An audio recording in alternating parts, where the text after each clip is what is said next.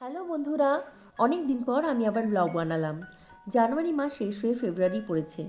তোমাদের happy new year জানাতে পারিনি বলে সরি চেয়ে নিচ্ছি। আজ আমি তোমাদের সাথে শেয়ার করব কিভাবে আমি ও তুহি নতুন বছরটা শুরু করলাম। 25শে ডিসেম্বর আউট অফ স্টেশন থাকার কারণে আমাদের চার্চে যাওয়া হয়ে ওঠেনি, কারণ সেই সপ্তাহে তুহির একটা অ্যাওয়ার্ড সেরিমনির জন্য আমাদের বাইরে যেতে হয়েছিল। নিউ ইয়ারের দিন আমরা চার্চ ঘুরে এলাম। চার্চের বাইরে মেলা বসেছিল। চারিদিকটা কত সুন্দর লাইটিংয়ে সেজে উঠেছিল। কত সাজগোজের স্টল, বাচ্চাদের খেলনা, খাওয়া দাওয়া স্টল ছিল। আমরা অনেক কিছু কিনলাম, খেলাম আর প্রচুর ছবি তুললাম।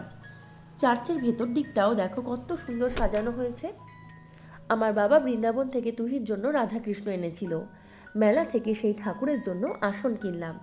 তারপর বেশ কিছুক্ষণ ঘোরাঘুরি করে বাড়ি ফিরলাম। তোমাদের সকলে নতুন বছরটা ভালো কাটুক এই কামনা করি। সকলে খুব ভালো থেকো। Bye bye.